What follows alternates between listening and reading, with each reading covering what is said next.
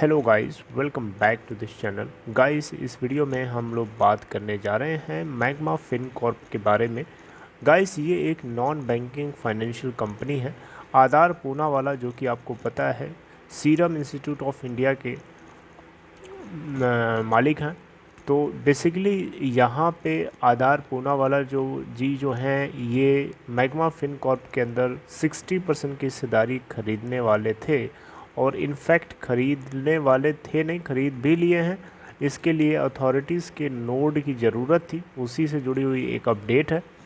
लेकिन यहाँ पे सबसे पहले मैग्मा फिनकॉर्प के अंदर क्या चल रहा है लास्ट के कुछ दिनों से, अगर आप देखें तो लास्ट के एक महीने से एक गिरावट है। लास्ट के 5 दिन में अगर आप देखें तब भी आपको गिरावट देखने को मिलेगी।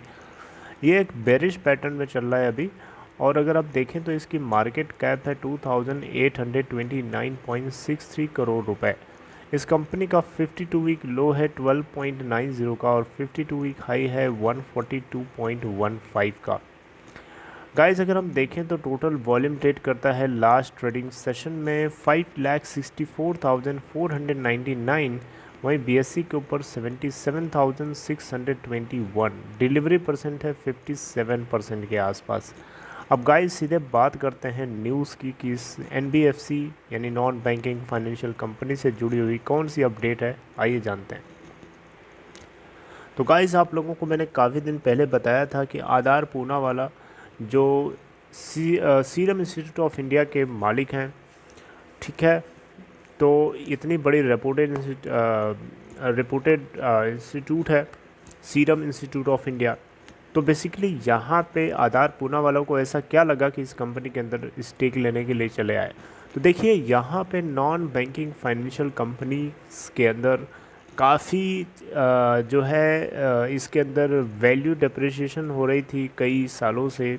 लेकिन अब धीरे धीरे लोगों को लग रहा है कि नॉन बैंकिंग फाइनेंशियल कंपनीज के अंदर आने वाले टाइम में एक बूम होता हुआ दिखाई दे सकता है। शायद इसी वजह से पिरामिड ग्रुप ने भी डीएचएफएल को एक्वायर करने की सोचा था।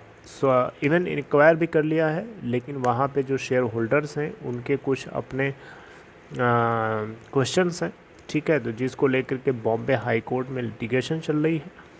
तो यहाँ पे बेसिकली मैं ये बताना चाहता हूँ कि नॉन बैंकिंग फाइनेंशियल कंपनीज़ को काफ़ी लोग एक्वायर करने की कोशिश कर रहे हैं।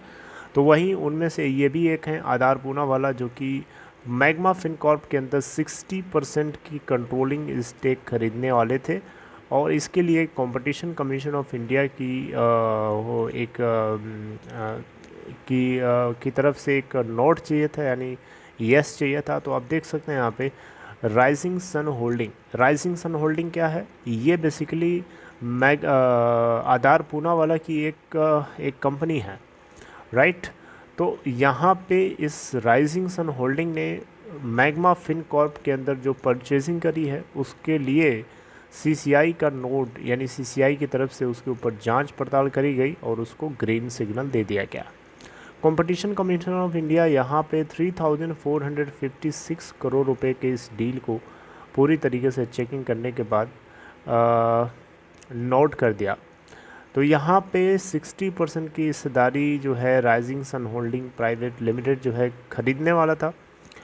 और ये 60% की स्टेक जो है कंट्रोलिंग स्टेक है, क्योंकि 50% से ज़्यादा इन्हीं के पास सबसे ज़्यादा हिस्सेदारी है। जिसकी सबसे ज़्यादा हिस्सेदारी होती है वही उस कंपनी को गवर्न करता है या उसको कंट्रोल करता है।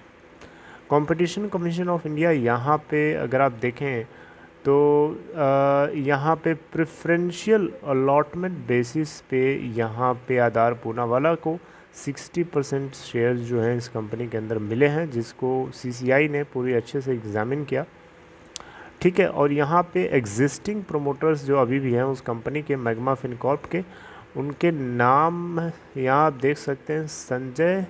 संजय छामिरा एंड मयंक पोडार, ये दो लोग हैं जिनके पास एडिशनली जो है 4.68% की स्टेक है, right. Acquired an additional stake of 4.68%, ठीक है। तो यहाँ पे गाइस अगर आप देखें तो यहाँ पे जो कंपटीशन कमीशन ऑफ इंडिया है बेसिकली ये क्या करता है, ये एक तरीके से मार्केट के अंदर जो कंपटीशन है उसको बनाए रखने के लिए ये एग्ज़ामिन करता है उन दो कंपनीज़ को जो या तो मर्ज होने जा रही हैं या फिर एक बड़ी कंपनी छोटी कंपनी को एक्वायर करने जा रही है। ठीक है, तो इस तरीके की सिचुएशन में सीसीआई जो है बहुत बारीकी से एग्ज़ामिन करता है। इसको हम वॉचडॉग के नाम से भी जानते हैं। जैसे कि रिलायंस और फ्यूचर के बीच में जो डील होनी थी इसके लिए भी कंपटीशन कमीशन ऑफ इंडिया जो है पूरी तरह अच्छे से एग्ज़ामिन किया होगा।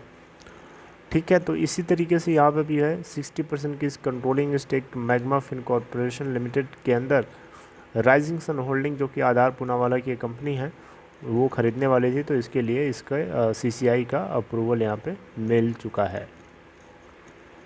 अब यहाँ पे क्वेश्चन आप पूछ सकते हैं कि मैग्मा फिन कॉरपोरेशन एनबीएफसी है लेकिन किस तरीके के प्रोडक्ट्स को ऑफ़र करती है। तो ये फाइनेंशियल प्रोडक्ट्स जैसे कि कमर्शियल फाइनेंस हो गया, एग्री फाइनेंस यानी एग्रीकल्चर से जुड़े हुए फाइनेंस हो गए, या फिर छोटे छोटे जो बिज़नेस होते हैं उनको फाइनेंस की ज़रूरत पड़ती है तो ये प्रोवाइड करती है। मॉर्गेज फाइनेंस हो गया, जनरल इंश्योरेंस हो गया, ठीक है, जो कि रूरल और सेमी अर्बन इंडिया के लिए पूरी तरीके से डेडिकेटेड है।